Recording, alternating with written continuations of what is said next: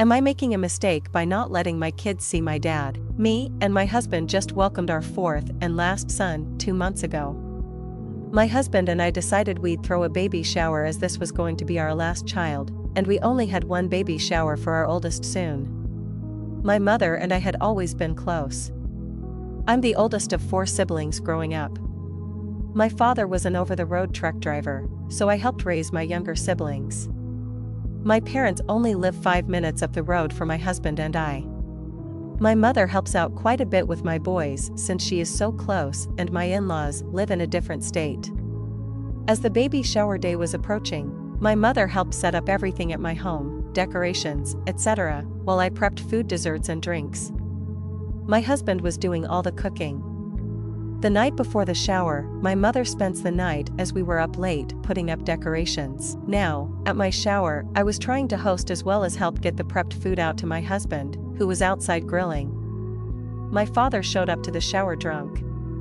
Mind you, he has always been a drinker. He got into arguments with my mother, my best friend, and her husband. He finally left later that evening with my aunt as he didn't drive. My mother had pulled a muscle in her back and just decided to stay another night at my house. The next morning was Father's Day. My father just showed up without calling until he was already in my driveway, which we've asked them not to do as we have a dog that doesn't like a lot people. He is good with my husband, kids, and I as well as my in-laws. He was still drunk, wearing the same clothes he was wearing at the shower. He got mad that my mother was in pain and couldn't move. Blamed everything on me, saying it was because she helped decorate my home. That night, it went so bad that my sister, 22, who still lived at home, packed some of her belongings and her dog to come to my house. She's been staying with us since. She even made arrangements to move out of state in a couple of weeks. Over the next week, my father was drunk and did nothing but harass my mother, my husband, my sister, and I because my mother refused to go home because of how he was acting. He would say awful things to me, to my husband. One minute, he would say that he liked my husband, and then he'd say that my husband was a POS. I was awful, that my husband deserved better than me, he should leave me while he had the chance, that I trapped my husband. My husband and I have been together almost 8 years, married for 1, and have 4 children together. There was no trapping at all. It would go on all day from 7 a.m. to 4 a.m. the next day for the whole week. It got so bad that my mother told me to take her car into town to do something for my sister and then run to the gas station. As I was pulling into a parking spot at the gas station, my father's new truck pulled up next to me.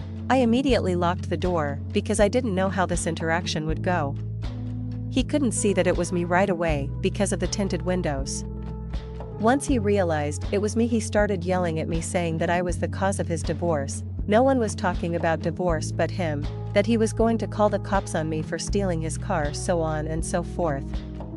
He even tried to open the door and get me out of the car. I was 2 days away from giving birth. He eventually left.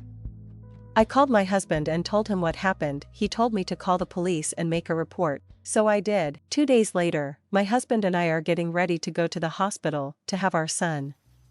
My father messaged me to say good luck, and he loves me.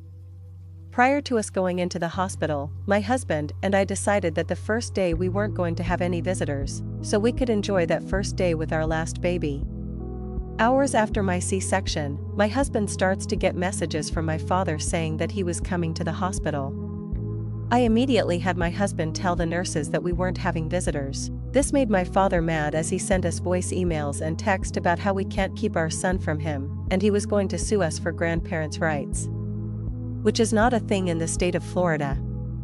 While I'm in the hospital after having our son, I got awful scary messages about how he was doing drugs, and he won the Powerball. He even went as far as offering to buy my older 2 sons, and then said he was going to clone them. He never really cared for my other son, he only cared about my oldest. As the day went on, I'm still in the hospital getting newborn photos done for my son, and I'm getting messages and calls from a lot of family and family friends asking what was going on, as I told them I was in the hospital after having my son. That afternoon resulted in my father being arrested and being put on a 72 psych hold. Every day leading up to this, my mother said that she was going to finally leave him, etc. When the police told him, he told my mother that if she wanted to leave, now was her chance, that she had 72 hours, but she decided to stay. So needless to say, my sister and I weren't very happy by her decision, but that's her issue.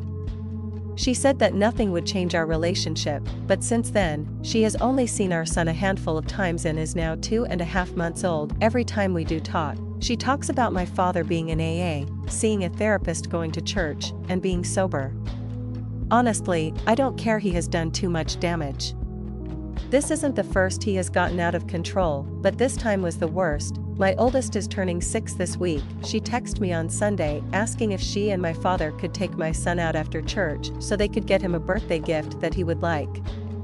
My husband and I both agreed that wasn't going to happen. I just told her no. Then she got angry with me, saying that she never kept my siblings and I from my grandparents. They never really got along with each other, that I was using my children as a pawn, that she doesn't deserve what I was dishing out, and that she would cut contact with me. I don't want to lose my mother, but she just expects me to forgive and forget everything my father did over that week.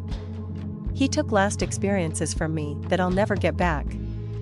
How do I just move past that?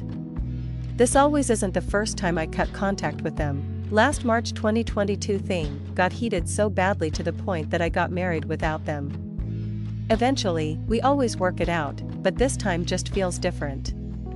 The things that were said and done by my father went just too far.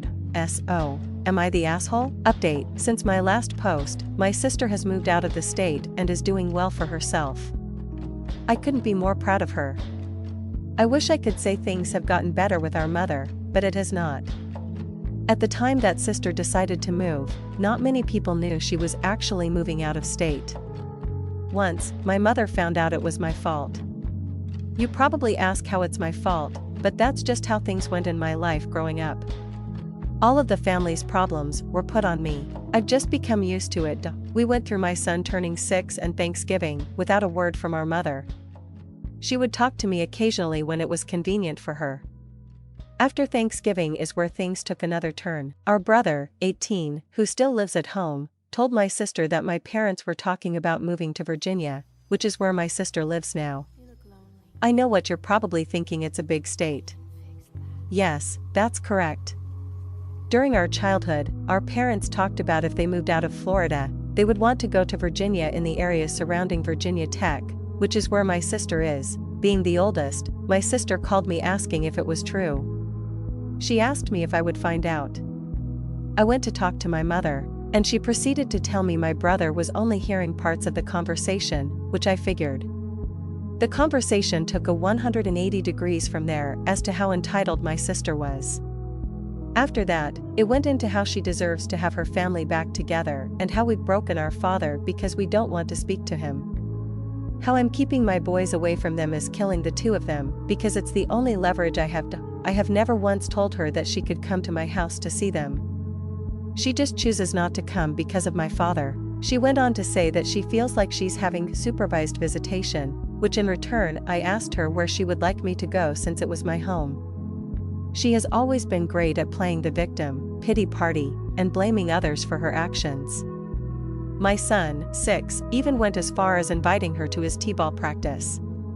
She didn't show, because I didn't want my father around my kids. I never realized how good she was until I got much older. Eventually, I was able to see everything once I took a step back and was raising my own family. During 2017, we welcomed our son, who has a serious heart condition. Going through that time, I suffered severely with postpartum depression as well as having issues with mother-in-law, and finding out we were expecting baby number 2, it was a lot. My mother said if we moved back to Florida, she'd help with the kids since I helped raise my siblings. Little did I know at the time it would come with strings attached. After moving out of my mother-in-law home, we have a great relationship. When I stopped asking for help from my mother unless I had no other options, it turned into me keeping my boys from her. Her manipulation, that continued until now. She says now that I have to live with the decision to keep my boys from them and that eventually, my boys will come to resent our parenting decisions. A month after we moved back to Florida in 2018, things went south with my father, and he was arrested. we eventually recovered. It was at this time that my husband and I decided that we would move back up north once we handled a few big financial commitments. My parents weren't happy about the situation. Finally, my sister stopped drinking the Kool-Aid and saw things for how they truly were. As it sits now, my mother didn't wish my sons, 6 in September and 2 in December, a happy birthday. No happy Thanksgiving or Merry Christmas to my sister and I. In her eyes, we have become cruel and more vindictive as we've gotten older. Which isn't that case, we are just done playing the childish games that she loves to play. Thankfully, I have great in-laws. Through the family issues my sister and I have dealt with in the past 6 months, my in-laws have accepted my sister more than before. Which would kill my mother even more to know. She always had an issue with my in-laws. She felt that my mother-in-law was trying to replace her, not the case. I think she is always jealous of the relationship I have with my in-laws, because she didn't have a great one with hers. It always turned into a competition between my parents and in-law, which my parents created themselves. My in-laws are 2-income households when my parents are 1. My parents always felt that my in-laws thought they were better than my parents, again, not the case. My in-laws have the financial means to spoil my boys a little bit more, whether it be buy them clothes throughout the year, toys or activities that my mother-in-law can do with them while she visits, or joining us on outings, theme parks or zoos in Florida. My in-laws don't like the way they've seen me be treated by my parents in the last 8 years and don't understand how a mother and father can treat and say cruel thing to their child. I'm trying to break the generational trauma cycle, which also bugs my parents. They see it as they did a horrible parenting job, not completely wrong, and I think I'm better parent than them, again turning into a competition. It turns out that family isn't always blood. In some cases, family is the one you create. It's my sister and I against the world, now we only have each other. The others we consider family, and the families we've created. This past holiday was hard for me, since it's the first one I've had without my parents and siblings in some regard. I guess it's better to do this now while my boys are young, so they don't have to deal with it as much as I had to. Thank you for everyone's advice. It's been tough cutting out my mother, since for the longest time, she was my best friend until I met my husband. It was time to cut the toxicity out of my life. 29 years was too long to be in that situation. Now comes the healing process. Thank you all again. Hopefully, there will be no more updates.